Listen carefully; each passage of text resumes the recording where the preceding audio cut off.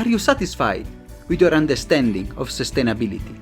If you are not, imagine a journey together, a pluralistic one, with academia, innovators, startups, NGOs, all looking for solutions to the greatest challenge of our time.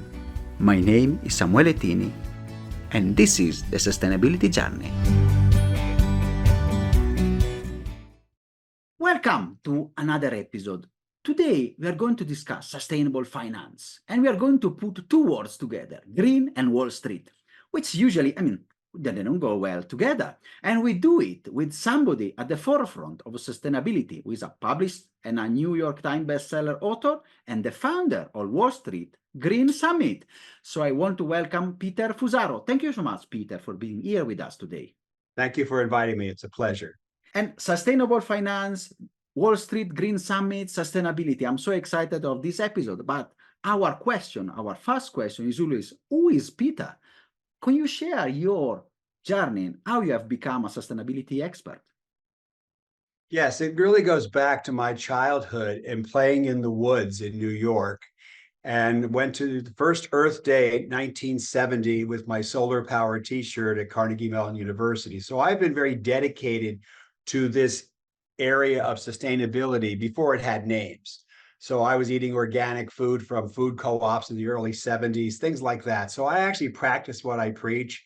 And then the career path, people don't remember, but in the 1970s, we had two energy shocks, oil shocks. And so I went to work at the Federal Energy Administration, which became the Department of Energy. And one of my first tasks was to get the lead out of gasoline with the Environmental Protection Agency. So my entire career has really focused on energy and environment. Energy is 73% of greenhouse gases. Energy is the world's largest business, $6 trillion.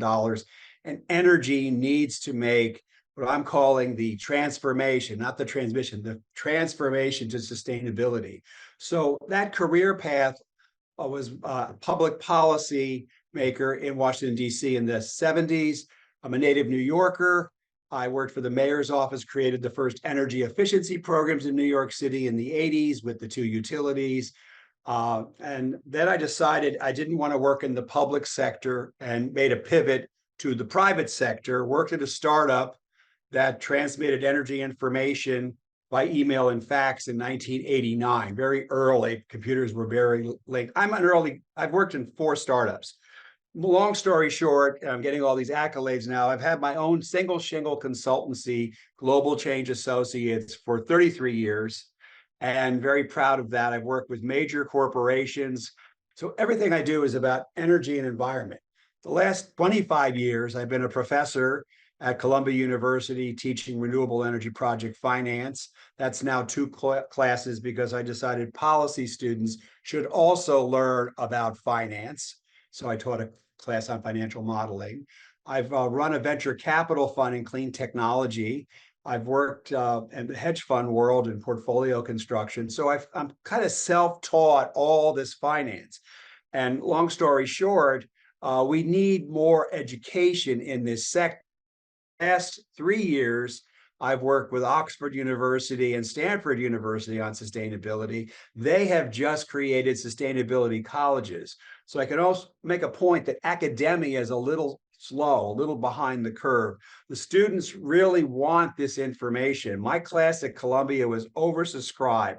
They had to use algorithms to choose the students. It was only 25 students once a year. So I think we are in the beginning of major business transformation.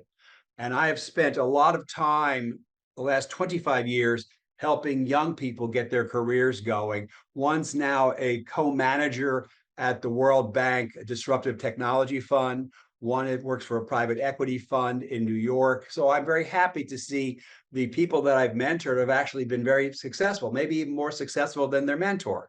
But that's good. But what I see, because I'm also an expert in carbon markets, we've seen fit in that. So what's really occurred now in the 2020s is the beginning of 2 new markets. Environmental social governance, ESG investing, despite all the negativity of the press, it's still growing. And secondly, the carbon market. Now, the carbon market is quite important for a couple of reasons. There's a compliance market for utilities and industrial companies in Europe, US, Canada, but the other market is the voluntary market. Major corporations are going to be unable to be carbon neutral by 2030. They just can't innovate fast enough. So they're going to have to buy carbon credits. What are those carbon credits? They can be nature-based solutions. They can be forestry credits. They can be biodiversity credits. In the US, we have something called the renewable energy credit market, where major corporations buy renewable energy, not because it's mandated, because they can't attract young employees to work for them. It's not just a business decision. It's also important that they have to be sustainable. And that means we're in the beginning of this journey. And the good news is, after 54 years working in sustainability and not having the name green, sustainability, ESG, we are in the beginning of the biggest sea change I've ever seen globally in the world. So, for example, solar energy, which 20 years ago was very, very expensive, cheap now. What does that mean? It means it can be deployed everywhere in the world, and it is being deployed in the world. We call that bending the cost curve. And by that, you can have global deployment. Similarly, in many developing countries, there's a need for electricity, not just in cities, but in villages. So there's such things as microgrids, which I've been involved with. Microgrids are small scale that can create energy, electricity in villages for e-education, for lighting, so people can, in some places in the world, people don't think about this, but 1.3 billion people live in the dark. They live in huts with kerosene wicker lamps. And I worked in India with an NGO where we took a solar collector, a battery, and an LED lamp and helped 25,000 families to have 5 hours of lighting in the evening. It's very important to me that we lift all the boats, and we do this everywhere in the world. And we can do this. We have the money, we have the technology, we have the smarts. We just need the vision. Thank you, Peter, for this wonderful intro. You have just laid a full plate of topics that we want to go deeper. And I think this transformation and it is getting now towards your summit, the 2024 Wall Street Green Summit. That is your creature. So can you explain to our audience that are not familiar why it's so significant and what are you trying to achieve with the summit? Well, I started the Wall Street Green Summit 23 years ago, and people thought I was a little crazy. Why would Wall Street be green? So I kind of stuck out like a US expression, sore thumb. However, over the 23 years, 9,000 people have attended the summit. And the purpose of the summit is twofold. One is business development, to have people work together on projects, on finance, on deployment of new ideas and technology. But the second thing is building community. So as I mentioned, when having 9,000 people come to an event over 23 years, you actually create community. And so this year, the summit will only be 175 people. It's not going to be huge. I don't like really big, trade shows with 2,000 people. I just got invited to something in Paris with 30,000 people. I'm not interested in 30,000 people. I don't think you can talk to 30,000 people. So it's important to really to meet and greet. And I'm very dedicated also to young people and also the press. We have press there. There will be a major announcement at the summit, which I can't tell anybody about yet, but the second largest private equity fund in the world is going to make an announcement about the energy transition. So we have a lot of movement of capital going towards sustainability. $100 trillion in the next 30 years for the globe to decarbonize. What does that mean? It means taking the carbon out of things you don't think about, like steel manufacturing, like transportation. I'm a big advocate for hydrogen. So we're seeing hydrogen trains, hydrogen ships. Hydrogen is the most plentiful element in the universe. The problem there is we need to reduce the cost of capital for hydrogen and deploy it globally. It's very similar to what I mentioned about solar power. Solar was very, very and then became very cheap and plentiful. The game is get the costs down. So that's really what sustainable finance is about. It's sustainable finance in energy, in agriculture, in water. Unfortunately, the OECD, the developed world, wastes too much. It's extremely wealthy.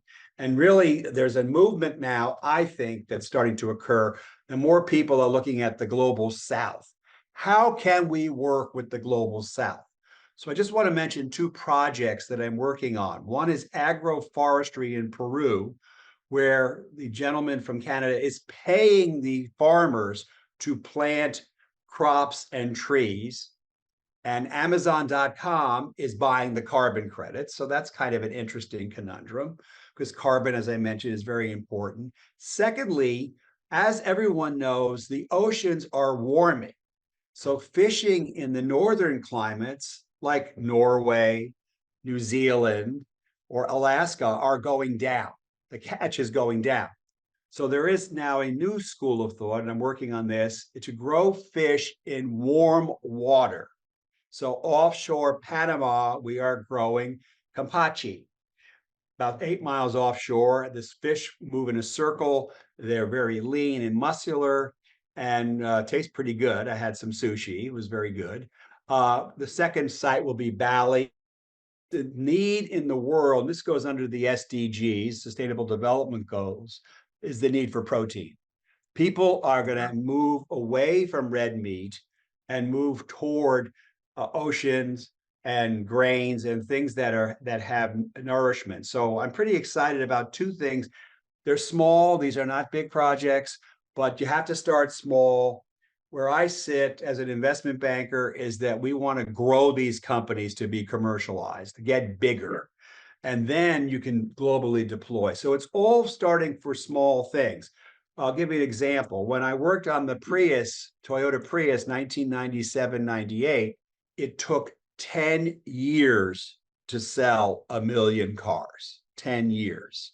So I think any transformation starts with an outlier and then becomes mainstream. As I mentioned before, organic food, which I was eating in the early 1970s and people thought I was nuts, now it's very mainstream all over the world. So my point is things take time. Piece of this, I've worked with the World Economic Forum on impact investing. You have to have patient capital. You have to have people that don't want a quick fix, that really want to make the world a better place. And unfortunately, it doesn't happen quickly. It takes time to build, scale, perfect. I've been very involved with technology companies as part of Columbia Tech Ventures, early stage companies. A lot of them are going to fail. It's just unfortunate. They're not all going to succeed. But some of those early stage companies are going to be very successful and make a lot of money. Two areas of my focus are hydrogen and batteries. Hydrogen for both transportation for fuel cell vehicles and energy storage to make electricity. But the second piece of this is energy storage, battery technology. We're going to see batteries, big batteries and little batteries made with different materials, not just lithium ion, which is very heat intensive, but things like zinc air batteries or airflow batteries. There's a lot of science here, what we call material science. I went to Carnegie Mellon University and they had a whole department in material science. I'm not an engineer, but in my career, I've had to learn how things work. And so watch battery storage. We're starting to look at this in the developed world of bigger batteries are being deployed near large power generating stations to stabilize the grid. The grid here where I live in New York is 120 years old. It's very old. We'll probably see more deployment of microgrids, which will leapfrog technology for villagers. And that's not a small number. The number I've seen, and no one's doubting it anymore, is 1.3 billion people have no access to electricity. in the world. And that's just a very sad state of affairs. Peter, I mean, I'm excited, and I can see now from the early pioneers like you, now there is a whole movement towards sustainability. And I'm glad also what you have mentioned for the summit, the announcement that will be made. So big names are jumping on board the sustainability. However, let me ask you a question. You have also written a book, a bestseller, a New York Times bestseller. It was about what went wrong at Enron and all the problems that we have there. And some critics say, hey, we don't want sustainability to become just a bandwagon where everybody is jumping on board without changing. So a convenient purpose, as one book I read recently was discussing. So how we can avoid the same issues with the system that happened, in the crisis at the early 20 years ago with sustainability. So from the greenwashing to even fraud. So what is your point on that? Well, unfortunately, when I was also wrote the book on Enron, I was also in the first case on Enron. So I was in the belly of the beast, and the bad actors were the banks. The banks lent Enron money. It wasn't like, no, we didn't give Enron money. They gave Enron money. So we do have an issue with the banks. I'm not going to denigrate the banks since my summit's about banking and finance, but there will be bad actors. What I was really hoping would happen in the US was the Securities and Exchange Commission would issue its final rule on ESG, environmental social governance. That has not happened yet. Now, why is that important? Twofold. One, major corporations would have to disclose their environmental footprint. They'd also have to go down into the supply chain, which is called scope 3. That's quite important. So if you start looking at the global supply chain for sustainability, it affects everything that's going on. So for example, Apple Computer, which sources material from Taiwan, is asking Taiwanese companies to measure their carbon footprint. So what I'm getting at is that would have been helpful. So once again, companies are doing this volitionally. They're not being mandated to do it. I think there'll always be laggards, and the laggards may not do very well and might not survive. This is a very rapidly changing world that people don't understand. Technology is quite important. And I know there's a lot of emphasis now on AI. So I kind of focus on AI and sustainability. So how can we do self-driving cars? How can we do big data sets and quantum computing to make predictive models? So my lens is very narrow. It's energy, food, and water, and how do we make these big industries more sustainable? So energy is a $6 trillion business, food is a $5 trillion business, water is a $3 trillion business. These are major, major global multinational businesses that have to change. And I think you are at the forefront of change due to your work with startups and disruptor in this field that want to challenge the incumbent with the technology that you have mentioned, new batteries, new way of doing the sustainable fishing and other projects. So in your position at the Columbia Tech as professor, you said you mentor startup companies. How you can work? I mean, you have mentioned some already some example. How you are working with those startups to build sustainability from the onset and go beyond just like return on profit, but also, return on purpose and the planet. Well, it goes to who are the investors? And there are really four classes of investors. There are pension funds. So there's tremendous wealth in pension funds in the US and Europe, particularly, and Japan. There are strategic investors. Those are energy companies or agricultural conglomerates.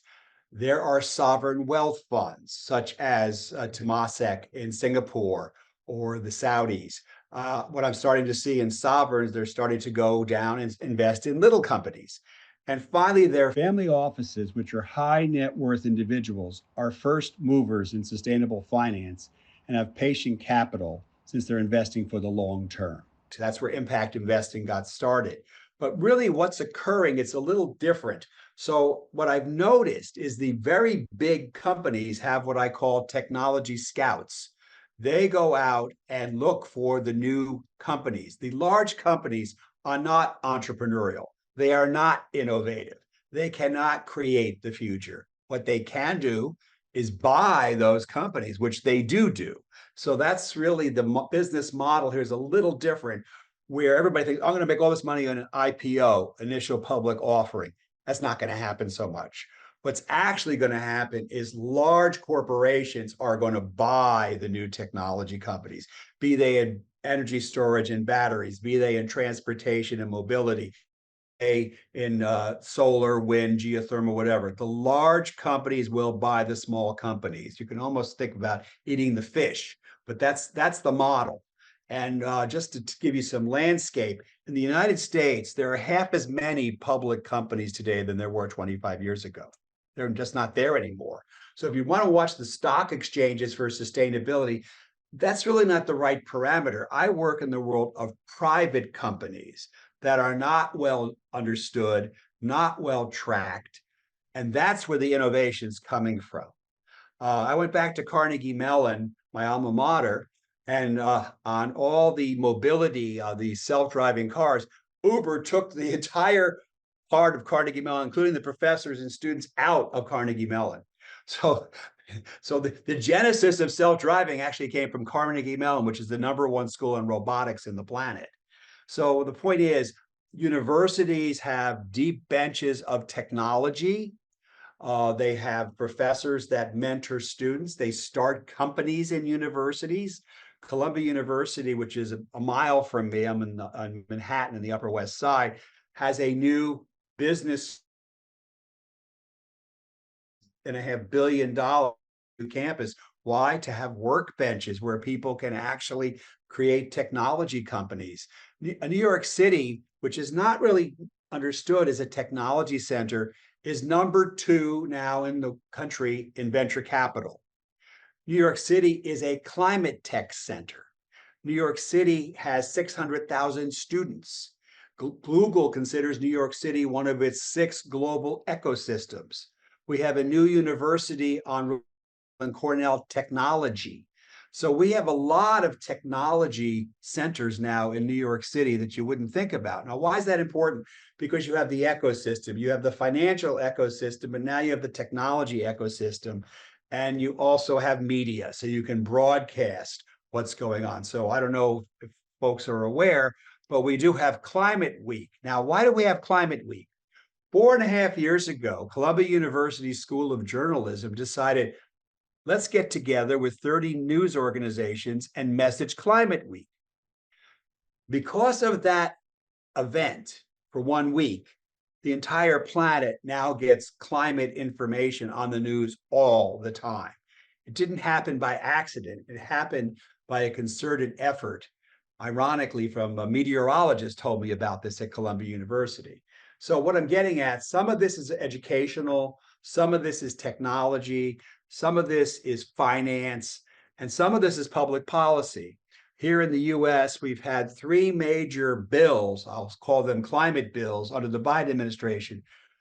There's the Inflation Reduction Act, about $400 billion, the Transportation Bond Act, and the CHIPS Act. So the Biden people have kind of jump-started a lot of new initiatives, particularly in areas like green hydrogen and energy storage. They have put a lot of dollars, over $400 billion, to be deployed from now until 2030. But this is the tip of the iceberg. That's not enough money.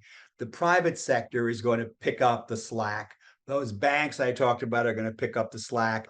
There's a very interesting play going on now for what's called intellectual property, IP. Insurance funds will lend money against intellectual property in sustainability. So there's a lot of change occurring in the financial institutions. Fantastic. And I really want to, you have touched this during your introduction on this part, and it's really important to touch on 2 parts of your expertise. One is, the first one, it is decarbonization, energy transition, and the transformation of our energy. You have touched, you have said hydrogen, you have said the grids and everything. So you are advising company and you're advising big names and financing also, supporting them. So how do you work with them? Which are the goals for them in decarbonization, energy transition? How do you see our path from this 2024 to 2030, when we are supposed to reach at least the neutrality? The good news is I'm not an employee of any of these companies. So there's always career risk for sticking out. I've worked for a big government. I've worked for a big oil company. I worked for a big Swedish Swiss conglomerate, ABB. So I've worked with big corporations. My clients are big. Uh, uh, but the issue is, how do you make these changes? And the changes are manifest. So the first thing to do is to measure your carbon footprint. You would be surprised. Software companies such as Persephone, Watershed, Patch, Silvera have all been funded north of $100 million, which I've never seen before, to do one thing: measure the carbon footprint of corporations and measure the carbon footprint of private equity portfolio companies. So a lot of private equity funds, we have 4,000 in New York, own a lot of deep carbon companies that need to be decarbonized. What does that mean? It means you've got to look at business practices and emissions. You have to start looking at electric vehicles, which are getting a tremendous jolt around the world. Just reading the Chinese are going to be a major exporter of EVs. I'm very big on hydrogen fuel cell vehicles.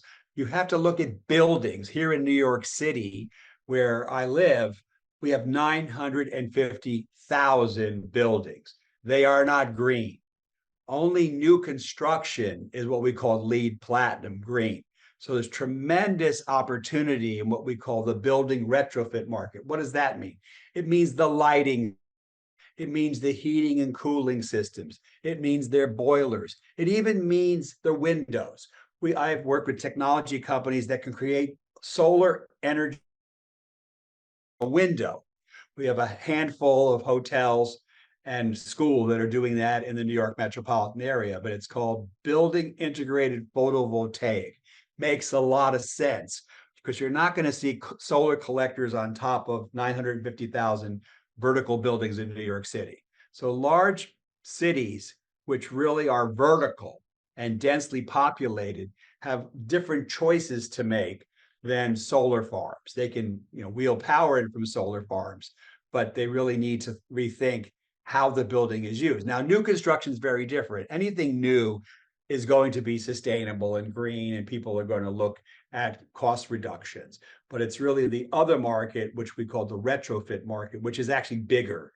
And in developed countries, that's a very big offering to use technology like AI to turn off lights when you go into the bathroom or the building. People leave their computers on, things you wouldn't think about. When you go into urban centers, you see all these lights on, they shouldn't be on. So the point is, there are simple technologies called energy management systems that can do that. As I mentioned before, I just want to reiterate, energy is 73% of greenhouse gases. I know people get all excited about cows creating pollution, but it's really energy. And energy is only two things. Energy is transportation, cars, trucks, airlines, shipping, or buildings. That's really where energy is consumed.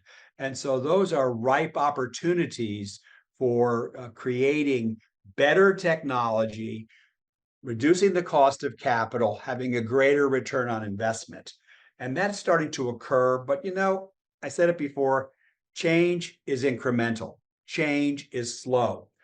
We do not have a lot of time, though, when it comes to the planet. I've worked with the American Meteorological Society, Harvard Medical College. Some of the epidemiological studies would scare people about infectious disease and climate change being correlated. Nobody wants to think about that. They only want to think COVID was a one-off. No, it's not, fortunately. And so we are not prepared for the forest fires that we see, for the sea catch that's going down, for the need to reforest, repopulate, really change how we do things. Even in the United States, agriculture has really used up the topsoil. So we need to regenerate a lot of the land to grow food. And we use a lot of chemicals, unfortunately. So there's actually manifest ways. It's called now regenerative agriculture. It's becoming a global phenomena, but it's all over the world. I've been to 50 countries, so I've really been what's called north south. I've been north, so I've been Japan, South Korea, Singapore, India, all over Western Europe and U.S. and Canada. And so we really have opportunities, in my opinion, for the global South to start rising. I'm starting to see fund managers focus on the global South for regenerative agriculture, for moving new kinds of technology. One company that I've worked with, pro bono, I don't charge for everything, by the way, it's called SkyMax. They want to bring cell towers into Kenya. What would that do? That would reduce the cost of telecommunications in Kenya so people could have access at a much lower cost. If you're looking at landlines, it's very expensive. So they're getting close. I'm 4 years in with them, and I've introduced them to investors and folks, and I hope that they succeed, because that would reduce the cost of this of cellular communication, which everybody uses. So, for example, WhatsApp is really free telephones. It doesn't cost you anything, and you have a global telephone. So I've been thinking about that. So there's lots of opportunities both in the developed world and the developing world. It's not one size fits all. So, for example, we could leapfrog into better technologies in the developing countries and bypass some of the damage we did in the developed world in creating, we industrialized. Fantastic. Living on this side of the war, that is how we do. So for Kenya, and this is what you told us, is fantastic, because our bank is our phone. So in our phone, then M-Pesa and the other, so they are really transforming, unlocking values for livelihoods and people all over in the rural area. So it's really important, and I totally agree. It's something that the continent of the future, Africa, where is now we'll have millions of people, more consumption. It really need to leapfrog and work on that. And I want to ask another question, a bit controversial now. Energy, you said, is important, and you mentioned at the beginning carbon credits and carbon markets. So there's been a barrage of discussion on the press. I mean, the Guardian especially has been very critical, and also some other organizations, NGOs, of those markets. As an expert, I want to ask, how do you respond to this critic? How we can improve? Which is the value of this market, and how can really bring transformation? This is how I look at it. I mean, I cannot believe that one article has had such resonance all over the world from The Guardian, but it has. I have trained over 1,000 people on carbon trading and finance in Tokyo, in London, in San Francisco. My own opinion is some of the credits are lousy credits. The two markets, one's called the compliance market. That's for utilities and industrials that emit pollution, and they buy what's called carbon allowances. It's structured by government. There's an auction, and it's well run. It's very well developed in California and the EU. The other market, which is causing all the controversy, is called the voluntary carbon market, VCM. Now, there are bad credits, as the Brits would say, dodgy credits, but there are new standards coming. I'll give you an example. In Peru, an forestry has the new standard that Vera, which is one of the voluntary registries, has created with Amazon.com, called Abacus. Nobody even understands what Abacus is. It's the highest standard in the voluntary markets. And frankly, a lot of credits are going to be washed away. Now, why is that going to happen? Because corporations can't buy dodgy credits. That's their reputational risk. So they have to point to, if I buy this carbon credit, where did that carbon credit come from? How was it validated? How was it verified by third-party verifiers, et cetera? So there's a lot of ignorance on carbon accounting and carbon markets. I've mentored a young woman who actually is the first person I know, at a PhD student at Johns Hopkins, took a course on carbon accounting. So there's actually a lack of knowledge. But what's happening in the voluntary markets, Vera has expedited. They've actually brought in new people. They've hired more people. I was very critical. They were too slow. And there's this something called the gold standard, which is also available. It's kind of buyer beware, ask the right questions. I know everybody's so excited about carbon tokens. I'm not. Uh, in the commodity world, we look at what's called the underlying physical market. What is actually being tokenized? What is that? Is that a project? Is that an afforestation or reforestation project? So some of the problems that have been manifest for the last 6 months from the Guardian article are going to be fixed. It was a good article because it shined a spotlight on a problem, which now has been expedited. And I think will change. But as I mentioned, go back again, my opinion, the first stage when I'm a company, what do I do to reduce my carbon footprint? Well, I optimize my operational efficiencies. That's the first thing you do. But that's not going to get you to carbon neutrality by 2030. You're going to have to buy carbon credits.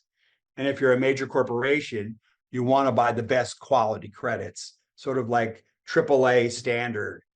You don't want something that's bad. So that's a problem. And that market is going to grow astronomically. It's quite small. We have a non-profit NGO system marketplace, which tracks the entire. It's quite small, maybe $2 billion. Most of us believe it'll be $50 billion by 2030. And the valuation of those credits will also rise. But I have worked on CDM projects under the Kyoto Protocol, which the credits really didn't materialize. We have a problem that I think will be fixed, but carbon will become much more commoditized. And here's the interesting thing. It's the simplest commodity ever created. It's CO2 equivalent, CO2e. A metric ton of carbon is a metric ton of carbon. It's been sized as a $22 trillion market by Wood Mackenzie, a noted analytical firm in Edinburgh, Scotland. So we're talking about a huge market transformation. This is the beginning of a market.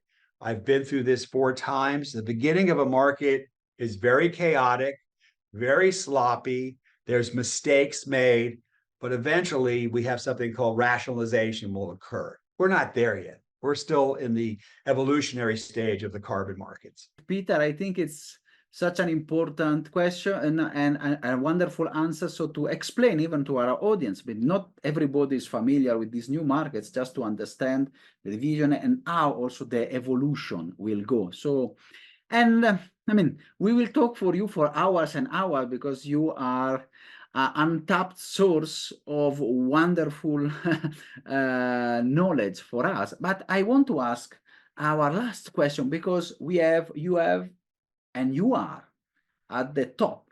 You have been at the forefront of sustainability. You are now on the Wall Street Green Summit, the Columbia Tech, and supporting companies in their effort decarbonization. So what advice you, and since you are a mentor, what advice you give us to people like me and other young professionals that aspire to make impact in this field of sustainable finance, sustainability, and the broader sustainability?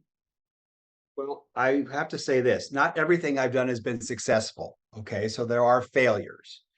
My wife has an expression which I share with everybody. Don't quit before the miracle. So this is the hardest problem that man, womankind, humankind has ever seen, called climate change. And we have to throw everything we got at it because this is going to affect how people live, how people work, how people move. It's not a simple one-trick pony. This is complex. This is difficult. Work with architects, engineers, financiers, doctors, meteorologists, you name it. I have been there deep in the weeds for almost 33 years on this. It's actually March 4th, 1990. I wrote my first article, How Global Warming Would Affect the Oil and Gas Industry. So I've been here. A lot of people thought I was out of my mind talking about renewable energy 25 years ago. Well, here's the good news. We have an expression in America, I have a thick skin. You could just take it. I'm a Sicilian donkey. You just have to be very tough and not quit before the miracle. You got to keep trying. This is the biggest problem we've ever faced. It's much bigger than going to Mars, much bigger than that, because this is the blue planet, and the blue planet has to be preserved. And that means things like forestry and fishing and regeneration of agriculture and soil. That means how we use energy in a cleaner, greener, more efficient manner. That means how we move around in cars and travel. That means what we eat. As I mentioned, there's a real need in the world for protein. So this is not a simple solution. And for politicians, it doesn't track electoral cycles. This is a very long dated problem that, frankly, the world has ignored since I've been working on it since March 1990. And some other people started working on this in the 1970s. The world said, oh, it's not a problem. Oh, we don't think there's a problem. Well, there's 14,000 research papers that say it's a problem. Climate change is real, material. It is going to affect the balance sheets of companies. They are scared about this. It's going to devalue assets. This is the time. This is the best of times, actually. I'm very happy to be around now, 54 years later, because now is the time to do stuff. And I have a very simple metric. I call it show and tell from second grade. You can point to success stories. You can point to things. Once you start pointing to things, like, for example, the EV revolution that's underway, people will make a choice. Do I want an internal combustion engine or do I want an EV? That's what's going to occur. There's going to be benefits to making the right choices, but this is long dated. This takes time. One thing I learned in graduate school is incremental change. And that's nothing radical is going to happen. Nothing, everybody calls it disruptive. There's nothing disruptive. The disruption is climate. That's the disruption. That's the disruption to how the weather patterns have changed. That's the disruption how we have forest fires. That's the disruption how the ocean currents are changing. That's the disruption. That's what I'll call the X factor. The solutions take a lot of good people working very hard, and we can do this. We put people on the moon. We can't run away to Mars. This is the time. And I work a lot with young people who are fired up, and it's not a political issue with them. It's really a moral issue. It's a cultural issue. They want to contribute back to making the world a better place. And that, to me, is exciting. Fantastic, Peter. And I think also, I hope that the podcast will resonate even your message all across our listenership around the world. And I'm really pleased and honored to have hosted you, and it's been a great honor. Thank you so much, Peter. And it's good also to host a paisano, as we said, and that have achieved so much. Thank you so much, Peter. You're welcome. It was a pleasure. Anytime. Are you satisfied after this wonderful episode? Let's continue together our sustainability journey.